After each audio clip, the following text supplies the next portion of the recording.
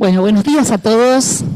Bienvenidos ingresantes 2026. Es un gusto compartir estas charlas breves, pero es el primer contacto con todos ustedes y para nosotros es realmente una gran satisfacción. Así que bienvenidos a todos y que estén aprovechando al máximo este curso introductorio en la Facultad de Arquitectura y Urbanismo. Bueno, vamos a ver esta cuestión de medida y escala, que como dijo Jorge, van a ser conceptos que de alguna manera los van a aplicar seguramente en una actividad programada durante el día de hoy en el curso de ingreso, pero que va a ser algo, yo creo que lo van a utilizar no solamente durante todo el trayecto que como estudiantes ustedes recorran en la Facultad de Arquitectura, sino seguramente durante toda la vida profesional.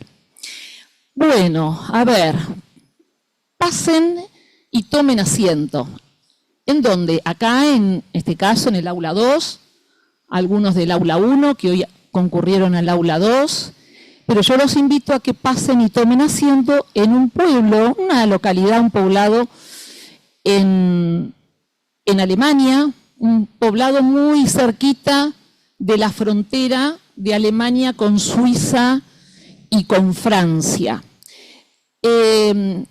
Ese poblado, esa ciudad, con un clima bastante apropiado, digamos, cálido, muy preparado para lo que es el cultivo de viñedos y la producción de vino, es lo que caracterizaba a Wanenheim. En algún momento de su historia, vamos al año 1988 aproximadamente, dos industrias muebleras, digamos, se instalan en este pueblo, Vittarhaus y Vittar Design Museum.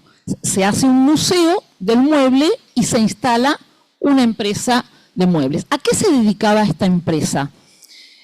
Vittarhaus, a hacer muebles, pero principalmente sillas. Su leitmotiv eran las sillas. Entonces necesitaban de alguna manera publicitar esa nueva industria instalada en la población. Eso tenía que traer, además del vino, turismo a ese lugar, a esa ciudad. Entonces deciden, de una manera muy particular, promover el lugar y promover las actividades que así se hacían, que eran las sillas y el vino. Y bien, ¿qué deciden?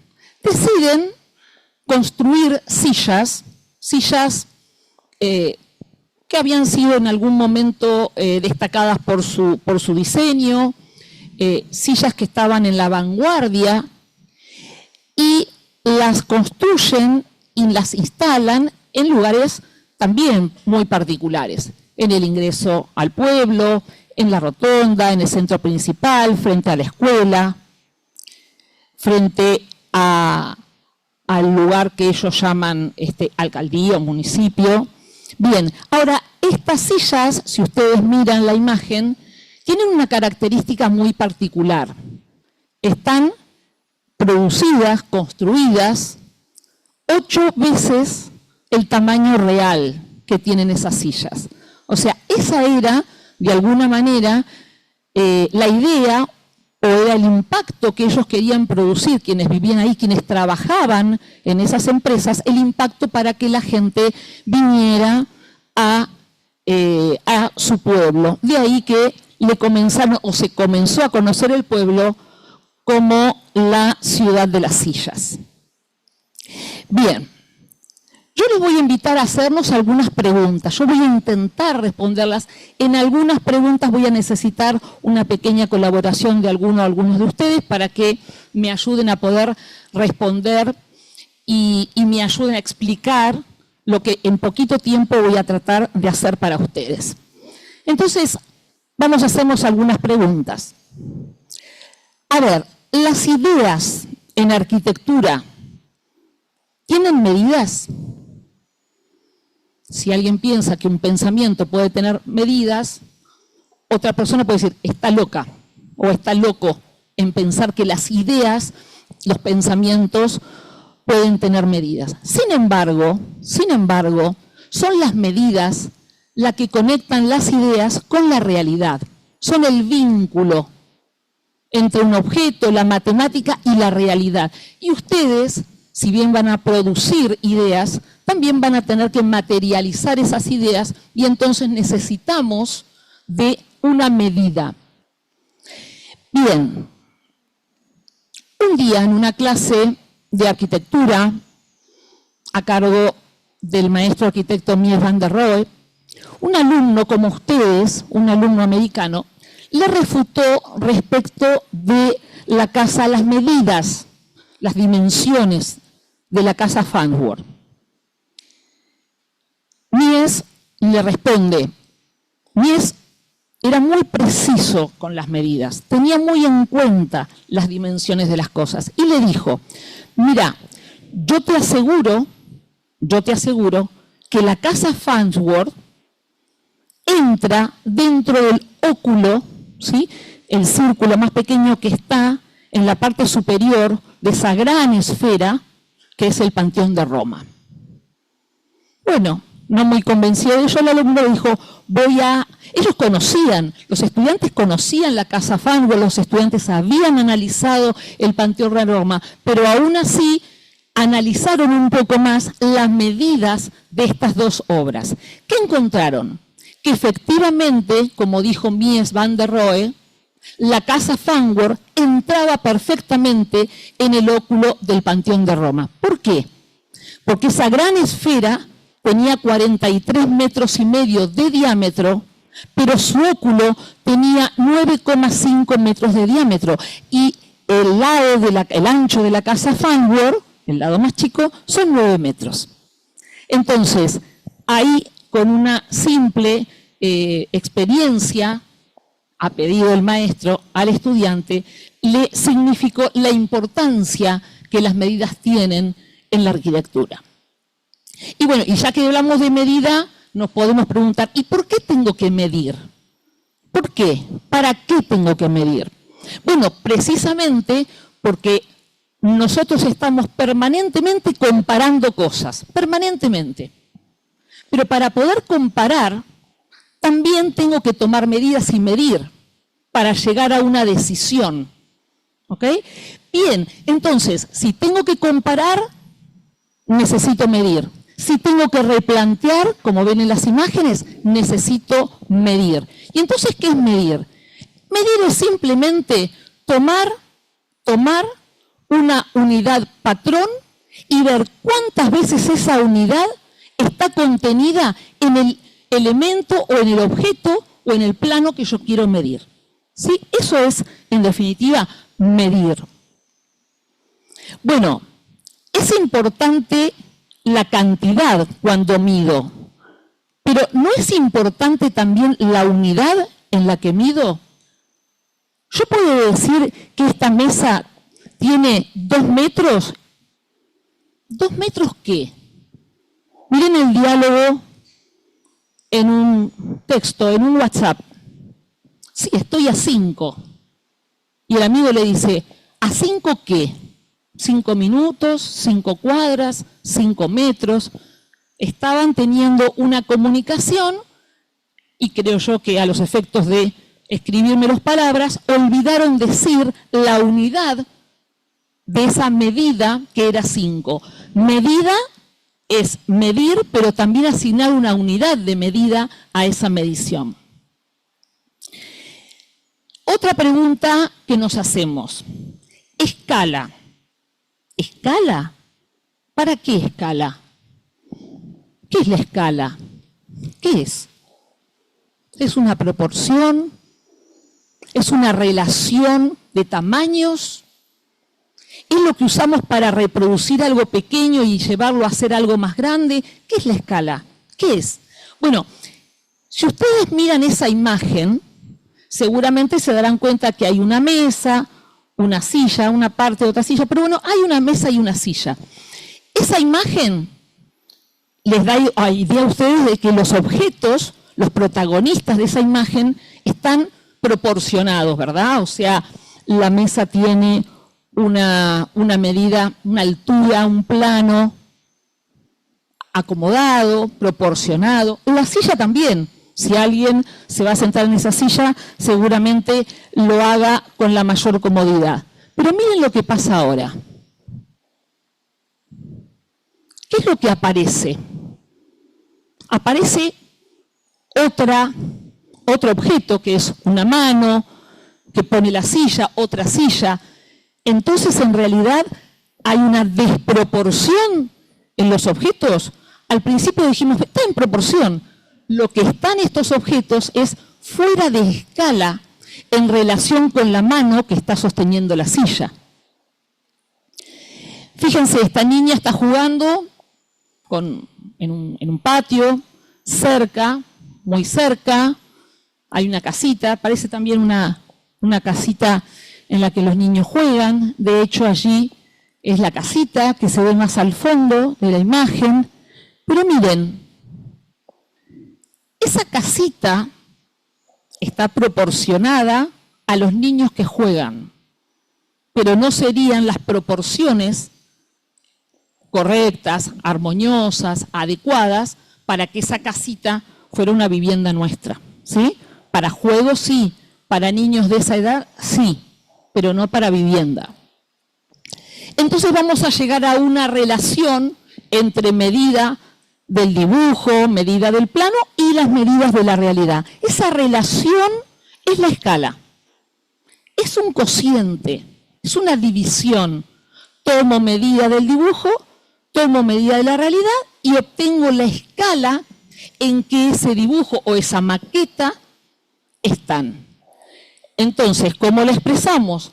1, 2 puntos, X. Claro, hay que buscar X. Vamos a hacer una pequeña medición y ustedes me van a ayudar.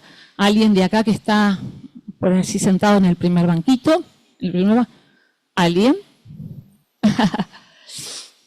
Miren esto. Lo que está en la imagen, que es un ladrillo. Trajimos acá ladrillos, trajimos para que ustedes vean. Es un ladrillo como los que están allí en la mesa. El mismo ladrillo que ustedes están viendo en la imagen en la pantalla. Yo le voy a pedir a una estudiante que mida con el centímetro la medida más larga del ladrillo. Bien, allí, perfecto, muy bien, gracias.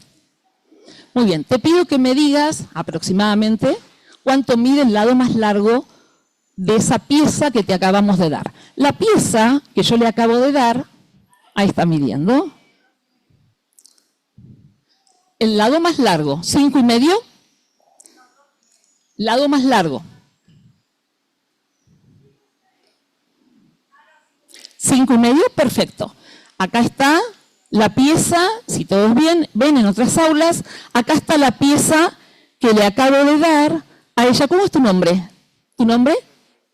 Luisina. Yo a Luisina le acabo de dar una pieza, que es esta que tengo en la mano, la estoy mostrando a quienes están en el aula 2, y la estoy mostrando en cámara a quienes están en otras aulas, la estoy sosteniendo con mi mano. Bien, entonces, ahí está, estoy sosteniendo ese ladrillo. Entonces Luisina tomó la medida del lado más largo de esa pieza y ella me dice, esa medida es 5,5 centímetros. 5,5 centímetros. Unidad, medida, número, unidad. Bien, perfecto. Entonces vamos a aplicar ahora ese concepto de escala a esta pieza. Yo quiero saber en qué escala está esa pieza que le dimos a Luisina en relación con el tamaño real que ese ladrillo tiene, con el que usamos en las casas, con el que usamos en las construcciones. Yo quiero saber en qué escala está la pieza que le di a Luisina. Entonces, voy a hacer simplemente esta relación. Voy a comparar la medida de la maqueta, el objeto que le di a ella, y la medida con la realidad. Yo a ella le di una pieza que mide su lado mayor 5,5 centímetros. Y la medida en el lado real, la podemos medir también, mide 33 centímetros. Entonces, si yo quiero sacar la escala en el que está el objeto, la pieza que yo le di a Luisina, voy a hacer que una unidad de la pieza que ella tiene, representan X de la realidad. Esto es una regla de 3 simples, esto es una proporción, nada más. Entonces yo hago 1 por 33 dividido 5,5. ¿Cuál es el resultado? 6. Si ustedes dividen 33 dividido 5,5, mentalmente o con la calculadora, van a ver que eso da 6. Quiere decir que esa pieza, ese ladrillo, que les estoy mostrando ahora a ustedes, está en una escala 1 en 6 en relación a el objeto real, al ladrillo real que nosotros utilizamos. Así entonces aplicamos la escala en todos los proyectos, en todos los dibujos, en todas las actividades que vayamos a hacer. Y entonces le pregunto, ¿cuántas escalas matemáticas hay en una casa? ¿Cuántas? Alguno por ahí va a decir, ninguna, porque en mi casa no entran las matemáticas. Bueno, tranquilos, alguna escala seguramente hay. Seguramente alguna escala hay. Y bueno, en este dibujo lo vemos, ¿sí? ¿Cuántas escalas hay en este dibujo? Un montón. Un montón. Parece ser que el objeto es el mismo, pero en relación al cuerpo humano hay distintas escalas, como en una casa. También, como en una casa. Bueno, ustedes van a trabajar también en arquitectura, en talleres de diseño, van a trabajar con distintas escalas. ¿Por qué? Porque van a trabajar en ciudad, van a trabajar en el barrio, van a trabajar en la manzana, van a trabajar en la casa y van a trabajar en sus propias habitaciones. Los objetos que van a analizar, las actividades que van a realizar, van a estar relacionados probablemente con esas 5 o más escalas, ¿no? Entonces, por eso hay distintas escalas. 1 en 10.000, 1 en 250, 1 en 500, 1 en 100, 1 en 20, o 1 en 25, 1 en 50.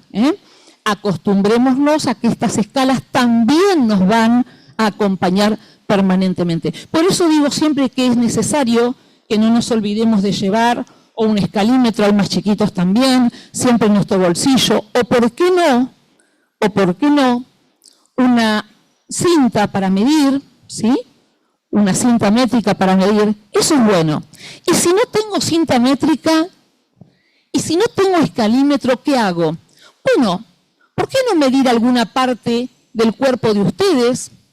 Y entonces trasladar esa medida cuando no la tengo. Por ejemplo, yo sé que mi palmo, es decir, la distancia que hay entre mi dedo pulgar y mi dedo meñique son 20 centímetros. Y esa medida yo la puedo trasladar a donde quiera, porque sé que no cometo mucho error cuando uso mi palmo. Yo también sé que la medida de mi codo, es decir, la medida que hay entre el huesito, la rótula que está en mi muñeca y mi codo, yo sé que esta medida, cada uno tendrá la suya, son 26 centímetros. Y es exactamente, qué perfecto el cuerpo humano, es exactamente la misma medida del largo de mi pie. Alguien puede decir, ¿tanto mide mi pie? Sí, pruébenlo. 26 centímetros de mi codo, o la medida de codo que se llama, mi antebrazo y 26 centímetros mi pie. Ya se imaginan cuánto calzo. Bueno, entonces, escalas, medidas, algo para medir, algo para trasladar escalas, y si no, lo que tengo, mi palmo, mi codo, mi pie, mi paso. Una de las actividades que hacemos en los talleres de matemáticas es calibrar nuestro paso. Bien. Entonces, como dice allí, la proporción en arquitectura es matemática hecha arte. Y entonces la geometría, los módulos y las matemáticas serán aliadas de ustedes y los van a acompañar en todas las actividades que ustedes hagan en la facultad. Bueno, pero ahora, y si hablamos de la escala humana, ¿por qué hablamos de la escala humana? ¿Qué tendrá que ver la proporción, la escala, el medir, la unidad? Bueno, para que nuestros proyectos, esas ideas que luego trasladamos y materializamos en el espacio, tengan armonía, tenga proporción, ¿qué es lo mejor? Que estén en relación, en armonía con las medidas de nuestro cuerpo, ¿sí? Que estén en relación y armonía con las medidas del cuerpo humano.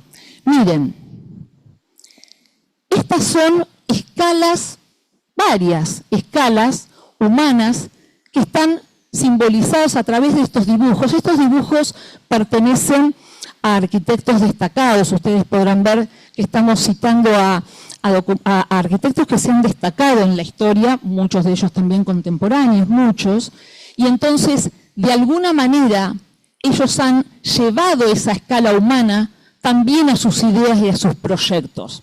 Sí, de alguna manera también esas imágenes nos dan idea de sus mentes, ¿no? Y de sus formas de pensar, etc. Bueno, precisamente eso es lo que nosotros entonces nos tenemos que llevar hoy como concepto.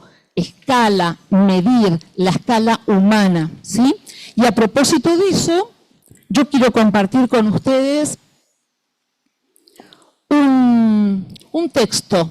Es un escrito de Le Corbusier que habla precisamente de la medida, ¿sí? Pero de la medida del hombre. Y dice, la medida natural del hombre debe servir de base a todas las escalas, que se hallarán en relación con la vida del ser y con sus diversas funciones. Escalas de las medidas aplicables a las superficies o a las distancias. Escala de las distancias consideradas en su relación con la marcha natural del hombre. Escala de los horarios que deben determinarse teniendo en cuenta la diaria carrera del sol. Muchas gracias a todos y bienvenidos ingresantes 2026. Gracias por haber construido este momento. Muchas gracias.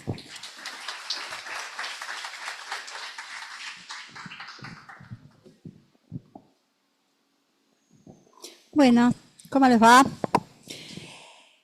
Nosotros vamos a continuar con este tema, pero vamos a tener como un abordaje, una mirada un poquito distinta, ¿sí? Hasta ahora veníamos viendo medidas, unidades, escala como relación. Vamos a sentar un poco en una pregunta que es fundamental. ¿Qué pasaría si las medidas ahora no están fuera en el exterior, en una herramienta, en un espacio? Si las medidas no somos nosotros, no son ustedes.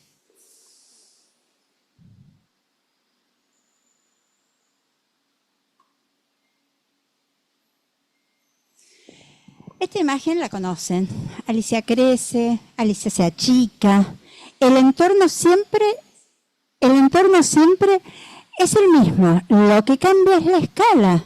Y por lo tanto lo que cambia son las sensaciones, las experiencias que ella tiene.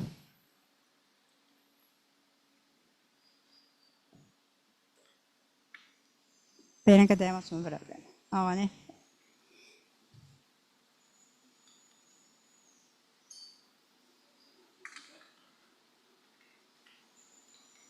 problemas.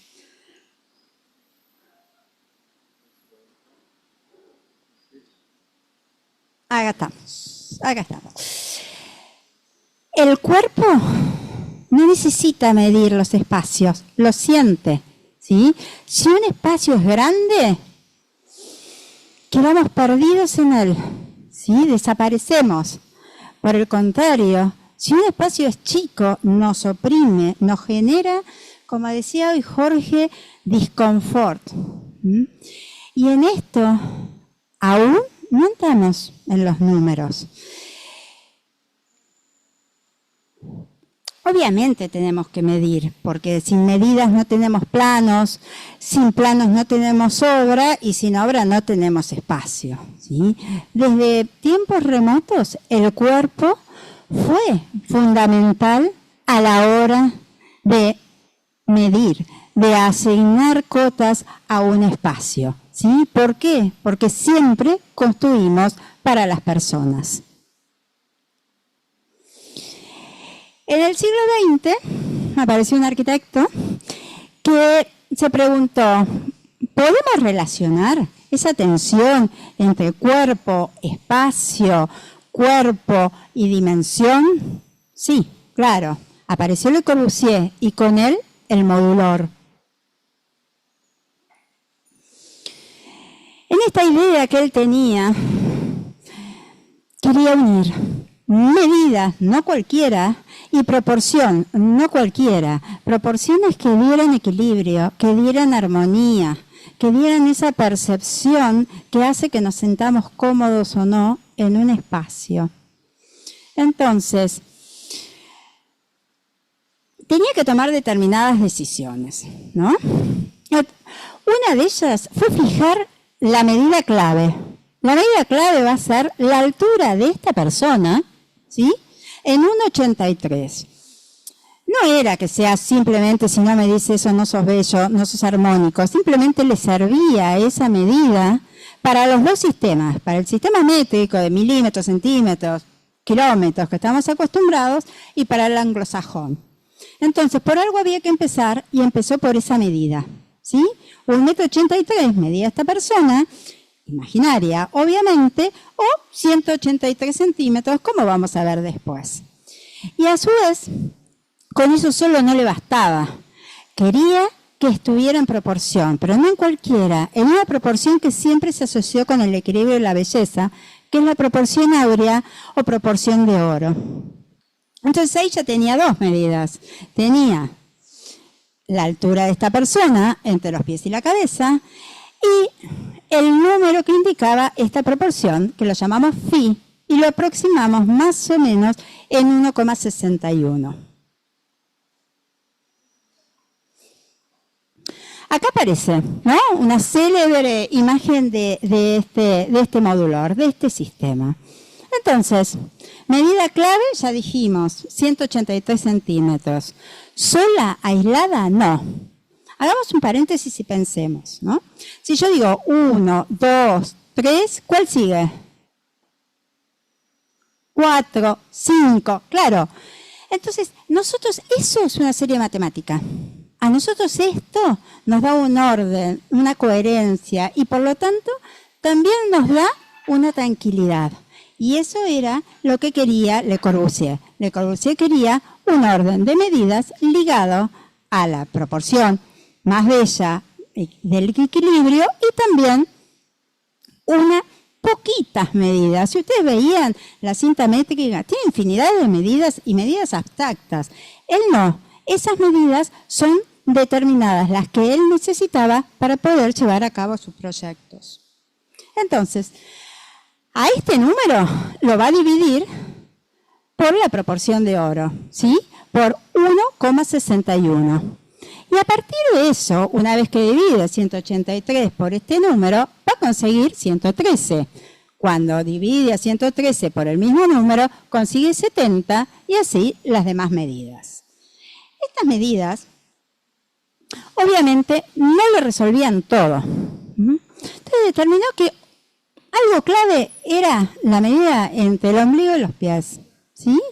Y a partir de eso, dijo, yo necesito poder completar las alturas que me están faltando. Porque hasta ahora, ¿qué tengo? Sentarme más cómodo, sentarme un poco más rígido, la mesa, la mesada, la baranda, ¿sí? Pero aún faltaban medidas.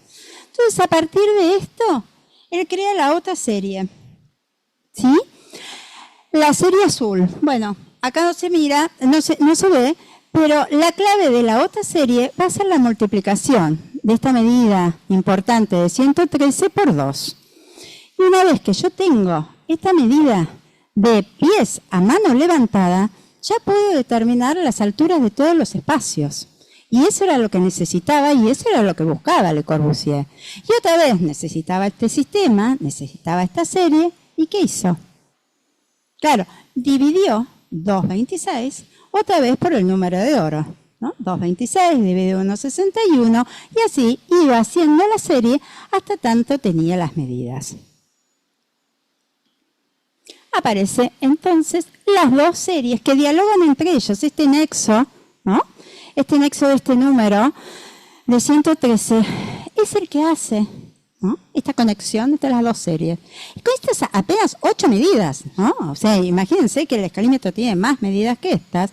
Construye grillas, ¿sí? Y con grillas construye composición. Y no es algo abstracto, no es un ejercicio que él hizo un día que estaba aburrido. Esto es obra. ¿Mm? Y es obra en escala grande y es obra en pequeños detalles, ¿sí? Y ustedes no tienen que ir ni a Francia ni a India para poder comprobar esto, ¿no? Si caminan unas cuadras para allá, está la casa Curuchet, que es como el ejemplo perfecto de esto, ¿sí? Ahí uno va a caminar, va a fluir, los movimientos son naturales. ¿Por qué? Por esta armonía que él consigue con el sistema modular. Esta es la casa Curuchet, ¿sí? Donde todo se rige con este principio. Los ojos no ven números, el cuerpo no interpreta esta relación, el número de oro, pero sí lo percibe, ¿sí? Sí lo siente, sí está a gusto. No se sabe bien por qué, pero sí se la pasa bien. Entonces ustedes en la carrera van a tener que hacer esto, van a tener que determinar medidas, van a tener que determinar medidas desde un banco, una mesa, una baranda, la altura de un pasillo. Permanentemente las ideas son números, pero la matemática no está aislada al proyecto, no está aislada al diseño. La matemática es la que genera estas experiencias. Entonces, ¿todos medimos 1,83? No. Si acá nos podemos a medir, hay un montón de alturas y estaturas, y todas están bien. Entonces, pensemos un poco en estos sistemas, en estas ideas que están tan fijas a un concepto como un 83. ¿Qué es lo que van a hacer acá, hoy? Más allá de generar esa serie, lo importante es debatirla, entenderla. ¿Sirve hoy en día? ¿Por qué lo creó en ese momento? ¿Para qué? ¿Sí? Entonces, es clave entender que somos diferentes y es clave entender si es necesario que todos tengamos un modular. Hoy van a hacer esta actividad, ¿sí? Una medida inicial, en este caso es mi altura, una relación, que es 1,61, y formar las dos series para esas 8 medidas fundamentales, ¿tá? Pero, más allá de esto, que sí, que tiene su sentido, de encontrar la altura, encontrar este punto interesante para después poder construir la serie azul. Pero lo clave es entender para qué lo hacemos, ¿sí? Cada decisión dimensional que ustedes tomen es una sensación que tenga la persona que habite el espacio que proyectan, ¿sí? Eso es clave, entenderlo. Entonces, desde tiempos históricos, nuestro cuerpo es la medida y además es lo común. Podemos tener un museo, una estación de servicio, un aula, una vivienda, pero siempre va a haber un cuerpo humano que lo habite y para el cual nosotros proyectamos, ¿sí? Entonces, el modular, en esa época en particular, intentó sistematizar esa medida, ¿sí? Y toda dimensión que nosotros ideamos y tomemos como decisión va a afectar al hábitat. Entonces ahora, ustedes siempre pensaron, ¿no?, que van a venir acá a aprender a dibujar, a aprender a proyectar, a aprender a hacer las instalaciones. Pero lo más importante que van a aprender acá es a mirar, a percibir, ¿sí? Y luego de esa idea primaria van a empezar a utilizar los números. Es una matemática que tiene que ser aliada a ustedes, ¿sí? Una geometría que les sirva, ¿sí?, para poder dialogar. Es nuestra forma de expresión. Nosotros dibujamos con líneas, rectángulos, prismas, ¿sí? Es el nuevo vocabulario que ustedes van a empezar a conocer y van a empezar a expresarse con él, ¿sí? Pero siempre, siempre lo primero es la idea, ¿sí? Así que esperamos que la pasen tan bien como la pasamos nosotros en esta facultad. Es una facultad hermosa para vivirla y empiecen a mirar diferente, ¿sí? Todos los espacios ahora con ojos diferentes. Gracias.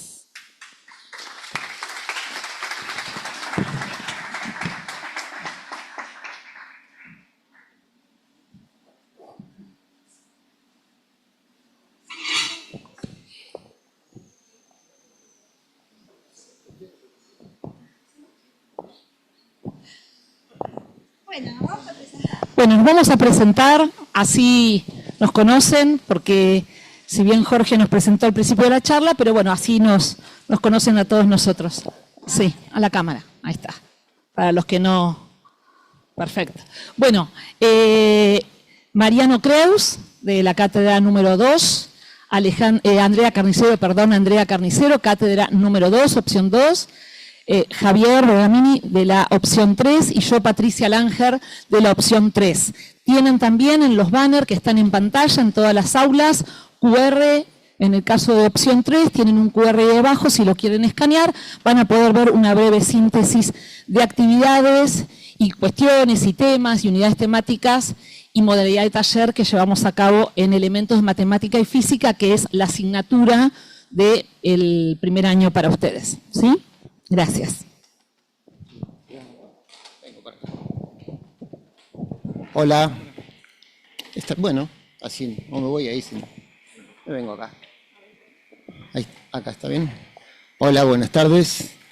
Bueno, lo que queríamos hablar con Javier es comentarles de qué trata la matemática. ¿Qué es la matemática? La matemática es un lenguaje muy preciso que les va a permitir a ustedes describir los problemas que van a encontrar en las diferentes etapas de un proyecto, describirlo, que es lo primero para intentar resolver un problema, les va a permitir formular el problema y resolverlo en un lenguaje técnico, en un lenguaje preciso, en un lenguaje que pueda ser transmitido a otras personas, a un colega, por ejemplo. Entonces, es una caja de herramientas. Para el arquitecto, para el ingeniero, la matemática es una caja de herramientas. Ustedes van a poder aprender en los cursos de matemática las leyes de algunas leyes de matemáticas que están en los contenidos. Vamos a trabajar en grupos y en forma individual también. En los grupos van a estar a cargo de docentes, entonces van a poder discutir los problemas que tengan. Yo siempre les comento a mis alumnos que el equivocarse es algo necesario, es algo que todos nos estamos equivocando continuamente, cada vez menos en la medida que vamos aprendiendo una disciplina, pero el equivocarse nunca desaparece. Y no hay que tener miedo al error. El error es una herramienta que nos permite conocer. Un ejemplo que le doy. Resuelve un problema, Javier resuelve otro. Los dos nos parece que están bien, pero nosotros no lo discutimos. Entonces, para saber si es que uno de los dos está mal, porque puede ser también la posibilidad de que las dos formas de resolver ese problema sean correctas, lo que hay que hacer es compartir lo que ustedes han hecho con sus compañeros. Por eso el trabajo colaborativo es muy, muy importante. Uno puede realizar una actividad, creer que la hizo bien, pero si uno no discute con otro, con un compañero, con un profesor, no puede llegar a encontrar dudas, que es lo más importante. Hay que ser críticos, hay que chequear si uno lo que hizo está bien. Y si encontramos dudas, si no sabemos si la resolución de Javier o la mía son las correctas o nos parecen que las dos están mal, a veces nos miramos otra vez y nos parece que las dos están bien, entonces a la siguiente clase lo primero que tenemos que hacer es hablar con los profesores y plantear la duda. A eso voy. No tengan miedo de plantear sus dudas. Algo que no se debe hacer es volverse de una clase con una duda, que eso sí va a ocurrir, y esa duda no plantearla en la siguiente clase. Entonces eso sí que está mal. Eso es algo que a nosotros no nos da la posibilidad de saber qué herramienta, qué apoyo necesitan ustedes, y ustedes se van a ir cada vez complicando más en este nuevo lenguaje. Entonces, es un lenguaje para nosotros muy bello, es muy importante, les va a servir a lo largo de toda la carrera para describir objetos, en este caso, por ejemplo, la clase de hoy fueron cuestiones geométricas, pero también para entender fenómenos físicos. La ciencia está escrita en el lenguaje de la matemática. Entonces es un lenguaje que lo tienen que aprender. Les va a servir también para intercambiar conocimientos o datos o ideas con sus colegas y con otros profesionales, por ejemplo con ingenieros. Cuando el día de mañana ustedes tengan un diseño y un ingeniero esté colaborando en el trabajo de ustedes en la parte estructural, por ejemplo. Entonces van a tener que hablar en este lenguaje. Es un lenguaje preciso, por eso no admite ambigüedades. Entonces, lo que les pido es que hagan el esfuerzo de vencer la timidez. Todos la hemos tenido, muchos la seguimos teniendo, pero cuando estamos con una duda, lo mejor es consultarla. Consulte con sus compañeros, consulte con sus profesores, los docentes que están en la comisión que está a cargo del grupo de ustedes. Consulte con nosotros, que somos los profesores titulares. Siempre los vamos a recibir de la mejor manera. Los felicito y disfruten de este curso con que la Facultad de Arquitectura lo está recibiendo. Muchas gracias.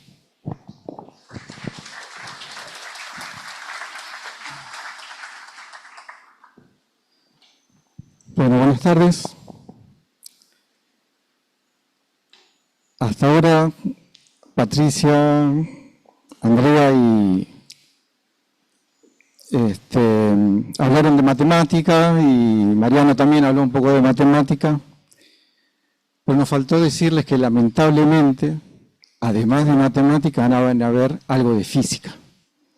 ¿Sí?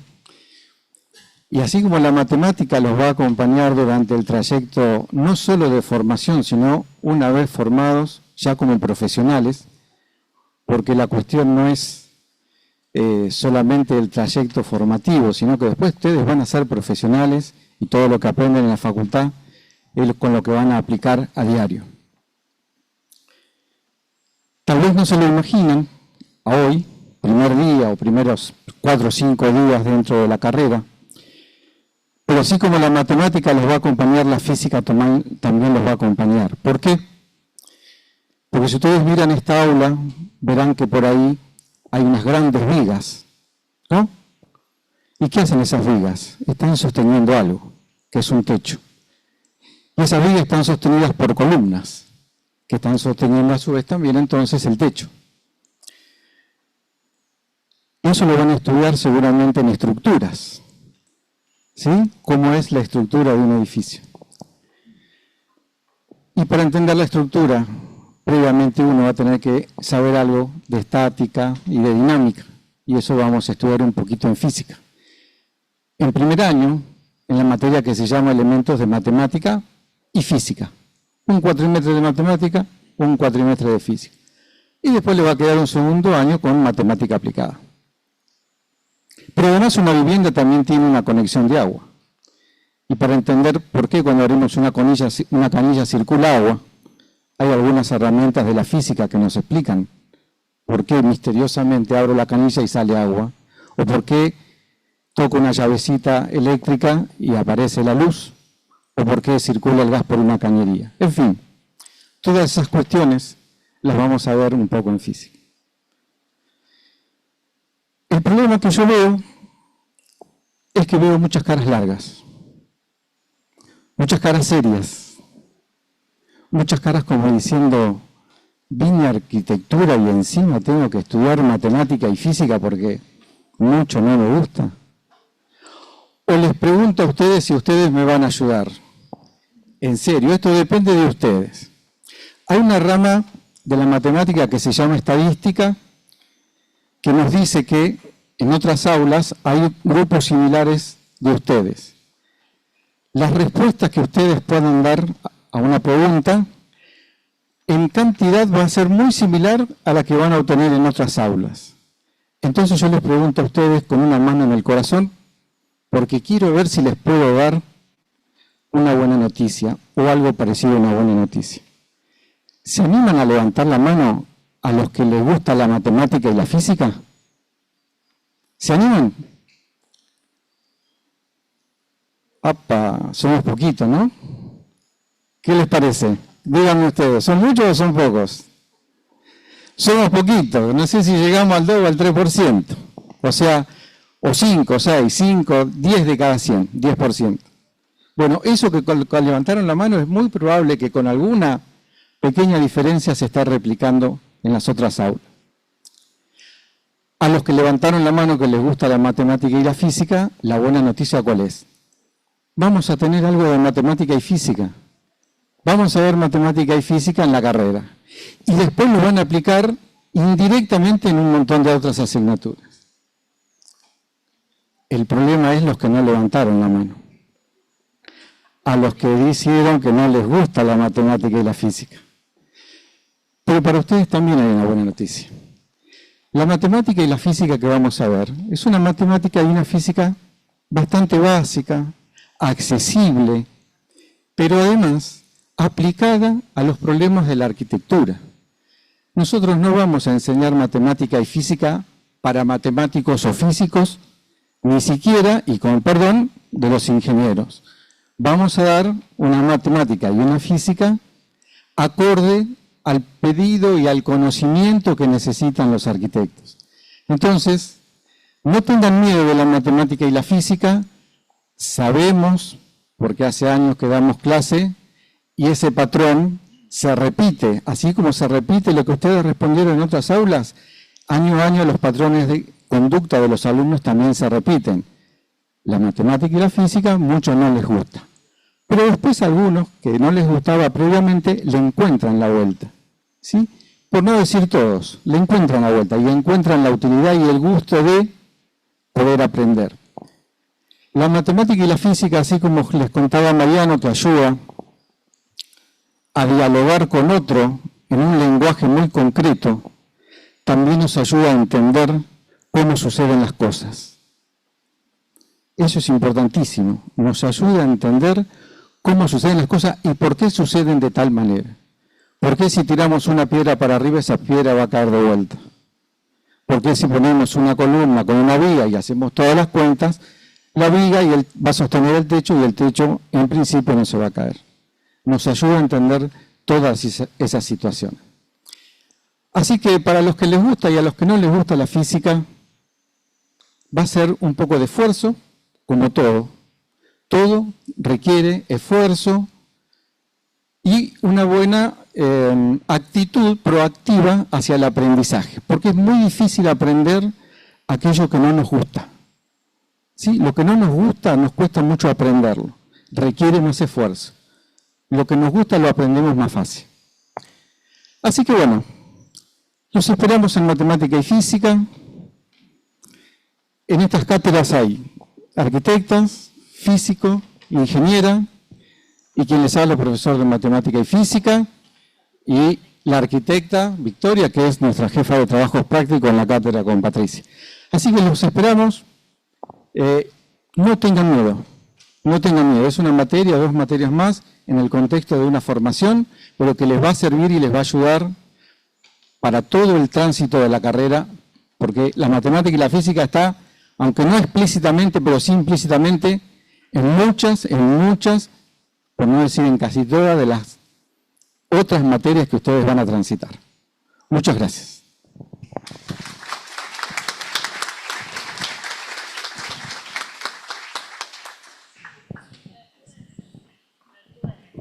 Sí, ya lo dijimos entonces, QR en el banner. Ahora vamos a apagar un poquito vamos a bajar un poquito las cortinas para que quienes quieran escanear, va a quedar un ratito más puestos los banners en pantalla. Quienes quieran, en los QR nos pueden mirar y ver lo que hacemos. Muchas gracias a todos. Gracias.